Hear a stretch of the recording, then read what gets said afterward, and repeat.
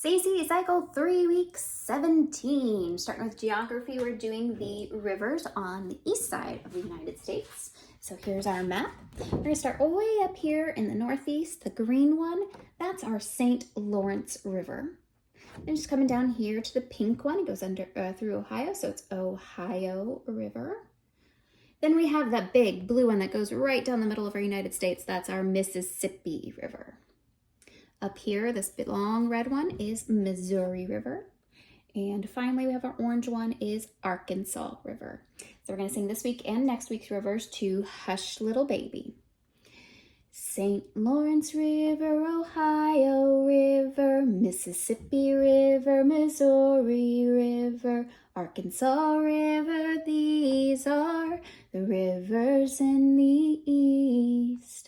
St. Lawrence River, Ohio River, Mississippi River, Missouri River, Arkansas River, these are the rivers in the east. Awesome. All right, head on over to our science. We're learning what are the second four elements of the periodic table by their number, element, symbol, and mass. So we have number 5, boron. Boron. It's a B, and its number is, I forgot that one, 11. Sorry, 11. 5, boron, B11. Then we have our number 6, carbon, C, 12. Then we have 7, nitrogen, that's N14, and 8, oxygen, O16. All right, so for these, let's say this again: 5, boron, B11, 6, carbon, C12, 7, nitrogen, N14, 8, oxygen, O16. All right. Did I say that right? Yes, I said that right. Okay, so for our, what are we going to do? Boron sounds like it's boring. So let's put our hand here and kind of tilt our head. That's boring. So we have 5, boron, B11. Then for C, carbon sounds like a car. So let's drive our car. There we go, C, 12. Then we have 7, nitrogen sounds like the night. So let's go to sleep. We're going to go to sleep. It's nitrogen, N14. And oxygen, O, sounds like an ox. So let's put our horns up like we're an ox. Woo! There we go. So oxygen, O16. All right, let's sing the song that we learned last week. What are the second 4 elements of the periodic table by number, element, symbol, and mass? 5, boron, B11, 6, carbon, C12, 7, nitrogen, N14, 8, oxygen, O16. We'll just do those little 4 elements.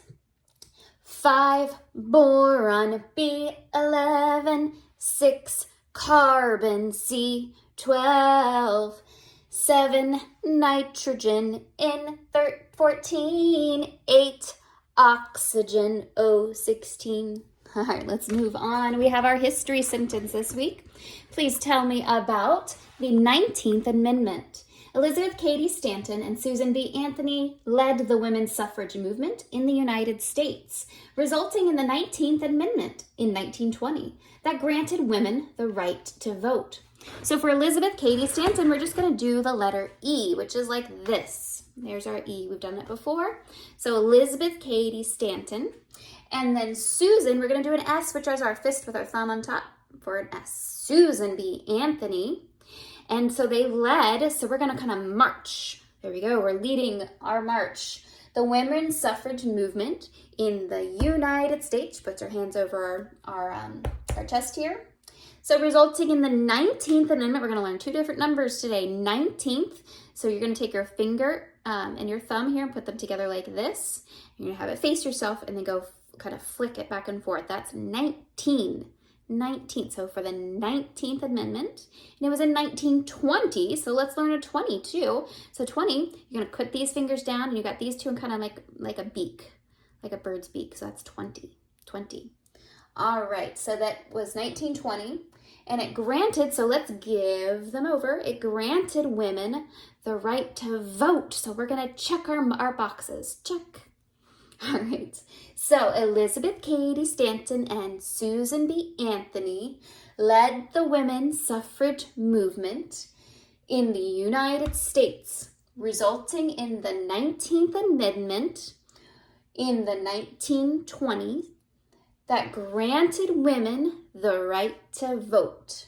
Elizabeth Cady Stanton and Susan B. Anthony led the women's suffrage movement in the United States, resulting in the 19th Amendment in 1920, which granted women the right to vote. All right, we're going to continue our areas. This time we're going to do an area of a square. The area of a square is the length of its side squared. It's got the same name in it, square, squared, right? So the length of its side squared. The area of a square is the length of its side squared. We're going to continue the same song we sang last week. The area of a square is the length of its side squared. The area of a square is the length of its side squared. All right, coming on over to our Latin, continuing our John 1 verse. We have in ipsu vita erat et vita erat lux hominum. In ipsu vita erat et vita erat lux hominum. In him was life, and the life was the light of men. In ipsu vita erat et vita erat lux hominum. In him was life, and the life was the light of men. In ipsu vita erat et vita erat lux hominum. Wonderful. Let's move on to our English. We're doing sentence parts for the next couple of weeks. So sentence parts are subject. The subject is the part of the sentence about which something is being said. The subject is the part of the sentence about which something is being said. All right, so for the next couple of weeks for our sentence part, we're going to sing from Zootopia, Try Everything. All right, so it goes,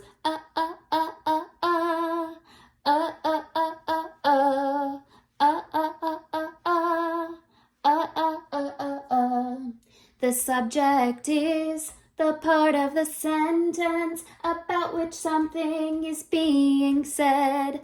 The subject is the part of the sentence about which something is being said. The subject is the part of the sentence about which something is being said.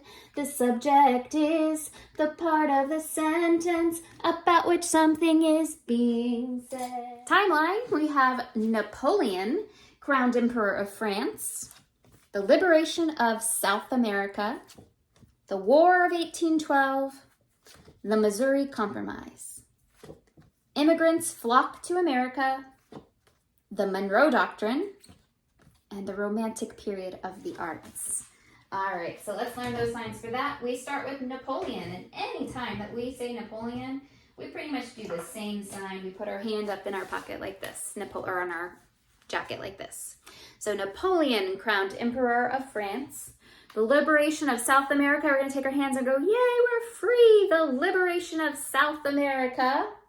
The War of 1812, take your hands and point them at each other. The War of 1812. And then we have the Missouri Compromise. You're going to take your hands and kind of flip one upside down, grab them, and shake. It's a compromise, Missouri Compromise. Immigrants flock to America. We've done this before as well, so let's fly. Immigrants flock to America. Then the Monroe Doctrine. We've done this in our history sentence. Take your hands on the rowboat, and we're going to row across. There you go, the Monroe Doctrine. And for the Romantic period of the arts, put your hands over your heart. It's so romantic, the Romantic period of the arts.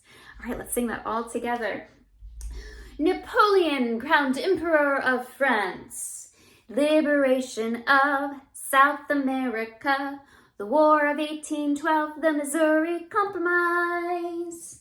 Immigrants flock to America. The Monroe Doctrine, the Romantic period of the arts. See you next week.